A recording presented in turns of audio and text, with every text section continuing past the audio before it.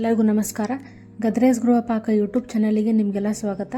ಇವತ್ತು ನಾ ಮಾಡತ್ತಿರೋ recipe mushroom biryani ಅಂತ.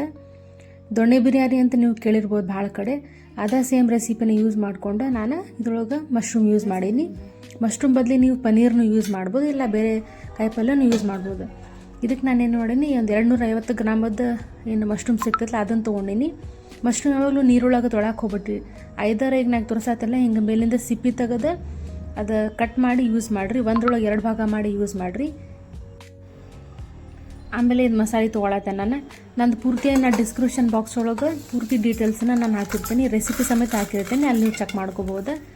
ಸಿಂಪಲ್ ಇರ್ತೈತಿ ಇದು ರೆಸಿಪಿ. ಈ ಥರ ಗ್ರೀನ್ ಮಸಾಲ ಬರ್ತೈತಿ, ಅದನ್ನು ಮಾಡ್ಕೋಬೇಕು ಫಸ್ಟಿಗೆ.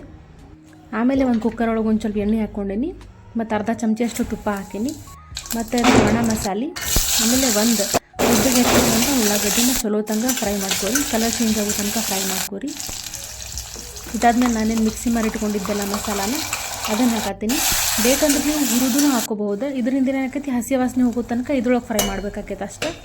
ಮತ್ತೊಂದು ಚೂರು ಉಪ್ಪು, ಅರಿಶಿನ ಪುಡಿ ಹಾಕೊಳತ್ತೀನಿ. ಇದು ಈ ಥರ ಪೂರ್ತಿ ಹಸಿ ವಾಸನೆ ಹೋಗೋ ತನಕ ಇನ್ನು ಚಲೋ ತನಕ ಫ್ರೈ ಮಾಡ್ಕೊರಿ. ಮತ್ತೇನು ಮಶ್ರೂಮ್ ನಾನು ಸಿಪ್ಪಿ ತೆಗೆದು ಕಟ್ ಮಾಡಿ ಇಟ್ಕೊಂಡಿದ್ದಲ್ಲ ಅದನ್ನು ಹಾಕತ್ತೀನಿ. ಅದನ್ನು ಹಾಕಿ ಇದನ್ನು ಚಲೋ ತನಕ ಫ್ರೈ ಮಾಡ್ಕೊರಿ. ಮಶ್ರೂಮ ಜಾಸ್ತಿ ನೀರು ಬಿಡ್ತಾವಲ್ಲ, ಅದಕ್ಕೆ ನಾವು ಒಂದಕ್ಕೆ 1.5 ನೀರಷ್ಟು ಹಾಕಬೇಕು. ಒಂದು ವಾಟೆ ಅಕ್ಕಿಗೆ 1.5 ನೀರಷ್ಟು ಹಾಕಬೇಕು. ಆಮೇಲೆ ಒಂದು ಅರ್ಧ ಚಮಚಷ್ಟು ಗರಂ ಮಸಾಲ, ಆಮೇಲೆ ಕಸೂರಿ ಮೇಥಿ, ಮತ್ತು ನಾನು ಇಲ್ಲ 2 ವಾಟೆಯಷ್ಟು ಅಕ್ಕಿ ತೊಗೊಳತ್ತೀನಿ. ಇದಕ್ಕೆ ನಾನೇನು ಮಾಡ್ತೀನಿ, ಬರೀ 3 ಗ್ಲಾಸಷ್ಟು ನಾನು ನೀರು ಯೂಸ್ ಮಾಡ್ತೀನಿ. ಫಸ್ಟಿಗೆ ಇದನ್ನೆಲ್ಲನೂ ಚಲೋ ತನಕ ಫ್ರೈ ಮಾಡ್ಕೊರಿ. ಆಮೇಲೆ ನೀರು ಹಾಕಬೇಕು. ಇದಕ್ಕೆ ನೀರು ಹಾಕಿ ಡೈರೆಕ್ಟ್ ಕುಕ್ಕರ್ ಮುಚ್ಚಕ್ಕೆ ಹೋಗ್ಬಿಡ್ರಿ, ಒಂದು ಸತಿ ಕೆಳಗೆ ಹೊತ್ತು ಚಾನ್ಸ್ ಇರ್ತೈತಿ. ಅದಕ್ಕೆ ಏನು ಮಾಡ್ಬೇಕು, ಮೀಡಿಯಮ್ ಹೈ ಫ್ಲೇಮ್ನಾಗ ಇಟ್ಕೊಂಡು ಒಂದು 5 ನಿಮಿಷ ಚಲೋ ತನಕ ಕುದಿಸ್ರಿ. ಈ ಥರ 2 ಸತಿ ಕುದಿ ಬರಬೇಕು. ಅದನ್ನು 2 ಸತಿ ಚಮಚಲ್ಲೇ ಕಲಿಸ್ರಿ. ಆಮೇಲೆ ಸಣ್ಣ ಹೆಚ್ಚಿರುವಂಥ ಪುದೀನ ಮತ್ತು ಕೊತ್ತಂಬರಿ ಹಾಕ್ರಿ. ಬೇಕಂದ್ರೆ ನೀವು ಒಂದು ಚಮಚ ತುಪ್ಪನ ಇದ್ರ ಮೇಲೆ ಹಾಕ್ಬೋದು.